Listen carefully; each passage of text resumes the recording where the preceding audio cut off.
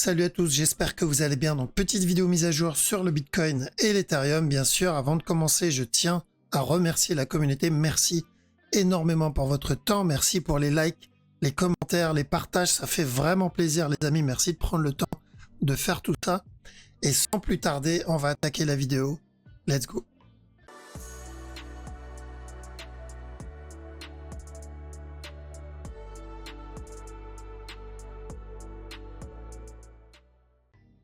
Alors le Bitcoin, donc BTC, c'est toujours la même analyse ou les mêmes parce qu'on ne sait toujours pas si le bas se trouve là ou le bas se trouve ici. D'accord, tant qu'on n'a pas terminé cette structure, malheureusement, on sera toujours dans ce petit doute, ce flou. On prendra en compte un des scénarios et on va trade ce scénario jusqu'à preuve du contraire parce que c'est comme ça qu'il faut faire. Donc pour le moment, on peut partir pour un potentiel running parce que c'est le plus safe.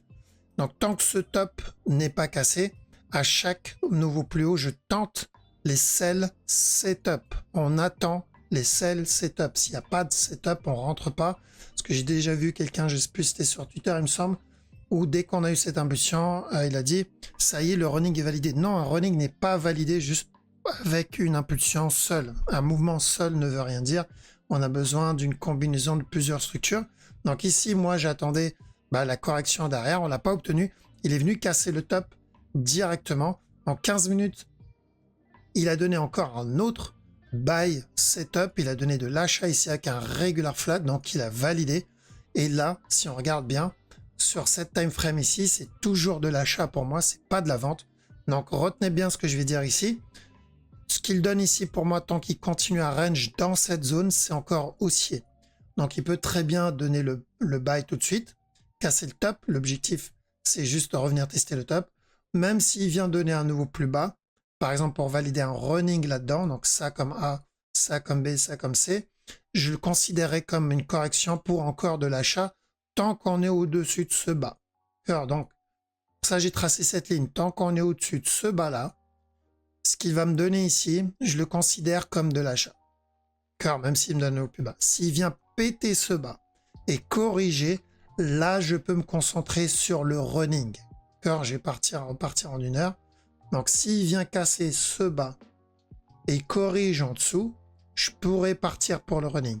Mais tant que je n'ai pas ça, en 15 minutes, donc ça concerne uniquement les traders petite time frame, 15 minutes, pour le moment, c'est plutôt aussi. D'accord, revenir tester. Donc, objectif, c'est ce que je vais surveiller moi ici pendant les heures à venir. Donc, c'est revenir tester ce top. Tant que je suis au-dessus de ce bas, je privilégie de l'achat. ETH, c'est à peu près la même chose. Bon, il n'y a pas vraiment de buy setup ici, mais là-dedans, tant qu'on est au-dessus de ce bas, je peux considérer ça comme un régular pour un push ou sinon, minimum pour un running.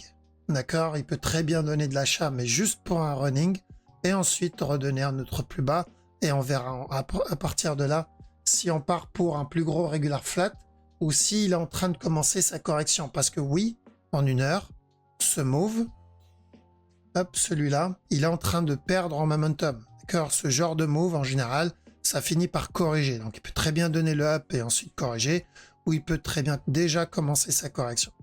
D'accord, donc faites attention à ceux qui cherchent de l'achat sur ETH. Pour le moment, c'est pas le mouvement le plus agressif. Et ça annonce souvent un retournement, d'accord, une correction. Donc, si le Bitcoin valide le running flat, l'avantage, c'est que ça pourrait enclencher la correction ce mouvement-là. Sinon, on va avoir encore un dernier push avant. BNB, donc c'est plutôt de la petite time frame parce que la grosse time frame, on est toujours sur la même direction. Le A, le B, une fois le B terminé, revenir donner le C. Et après, pourquoi pas de la vente. Alors, est-ce qu'il va donner le C tout de suite? Perso, je ne pense pas. Je pense qu'on va déjà corriger tout ce qu'on a obtenu. Ça serait beaucoup mieux s'il nous corrige tout ce qu'il a donné. Par contre, en 15 minutes, il a l'air de répéter un peu ce qu'on a déjà eu ici. Donc, rappelez-vous, cette impulsion qui est comme celle-là, une autre impulsion qui est comme celle-là, ensuite un mouvement correctif qui est comme ce qu'on est en train d'avoir ici. Et quand on était là, on avait dit de chercher de l'achat minimum pour un running. Ici, pareil, on va chercher de l'achat minimum pour un running.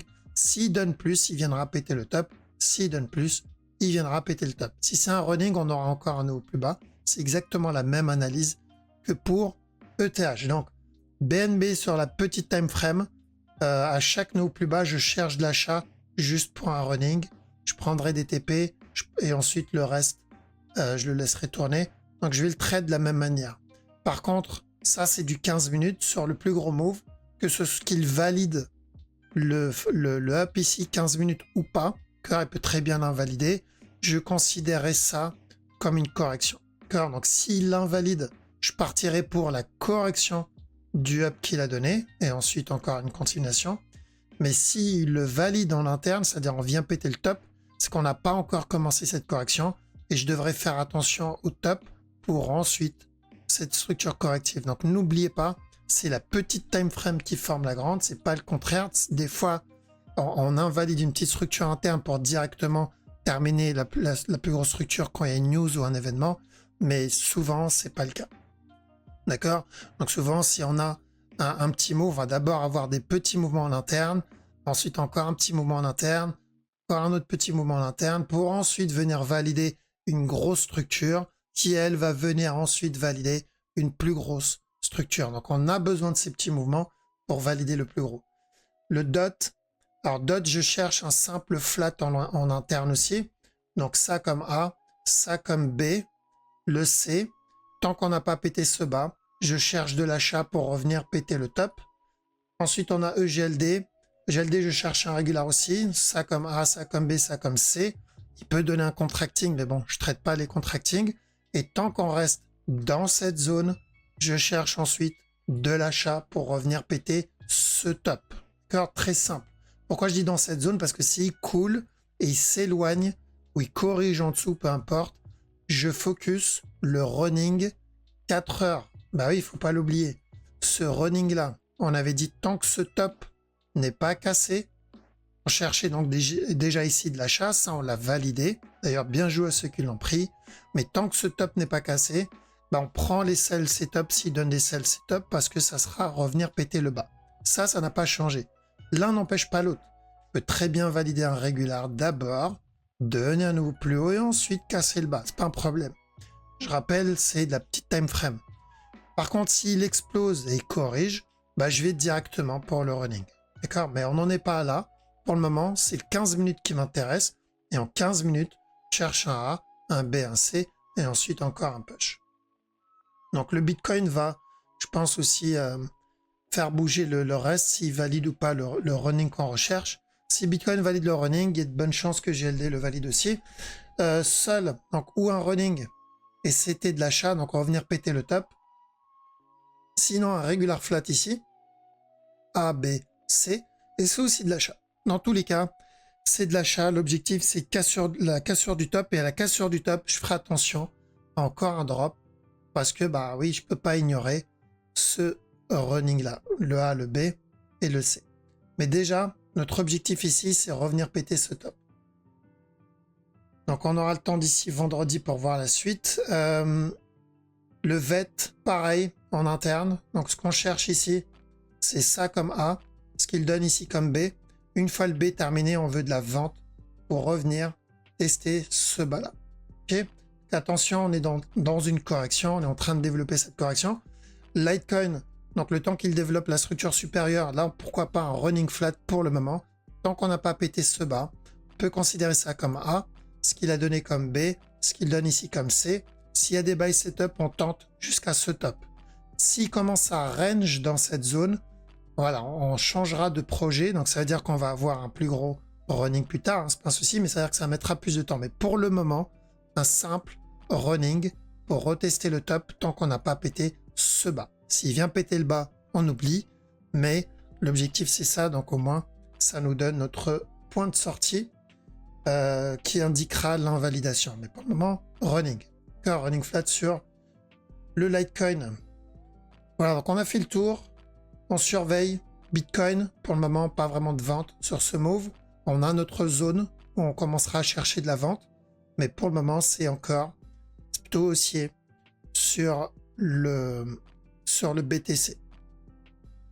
Hop, tant qu'on est en dessous de ce bas, au-dessus de ce bas, c'est encore haussier.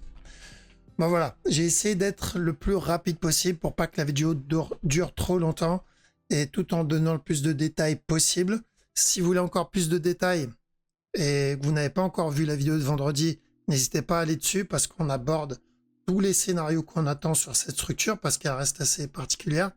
Mais sur le gros move, pas de changement, c'est toujours la même chose pour le moment et on s'adaptera au fur et à mesure. Ok les amis, bon je vous laisse ici, passez une très bonne soirée, je vous dis à la prochaine.